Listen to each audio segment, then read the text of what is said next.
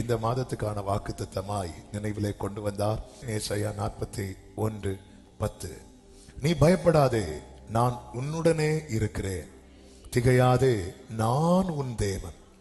நான் உன்னை பலப்படுத்தி உனக்கு சகாயம் பண்ணுவேன். என் நீதியின் வலது கரத்தினால் உன்னை தாங்குவேன். கரங்களை உயர்த்தி ஹல்லேலூயா. பொதுவாகவே யாருக்கு பலன் தேவை தெரியுமா? யாருக்கு பலன் தேவை?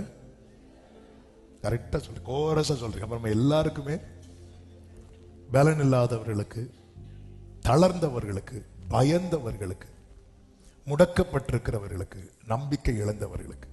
சமுத்திரத்தின் நடுவில் பத்மு என்னும் தீவில் எல்லாம் முடிந்தது, எல்லாம் முடிந்த சூழ்நிலை. இந்த நேரத்தில் தான் கர்த்தர் அவனை பலப்படுத்துகிறார். கர்த்தர் இந்த யோவானை எப்படி பலப்படுத்துகிறார் தெரியும்? அந்த இடத்துல யோவானுக்கு யாரையுமே பார்க்க முடியாது, யாரையுமே பார்க்க முடியாது. யாராவது யோவானை பார்க்கலாம் நினைச்சா கூட வர முடியாது. அப்படிப்பட்ட இடத்துல கர்த்தர் யோவானை பலப்படுத்த தம்மை காண்பித்தார், தம்மை காண்பித்தார்.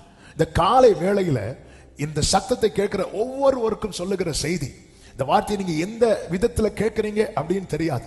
கிறிஸ்துவின் நிமித்தம், அவருடைய வசனத்தின் நிமித்தம், அவருடைய சொற்படி செய்தது நிமித்தம் நீங்கள் தனிமைப்பட்டு இருப்பது உண்டானால் கர்த்தர் உங்களை பலப்படுத்தும்படிக்கு தேவன் தம்மை காண்பிக்க சித்தமாயிருக்கிறார்.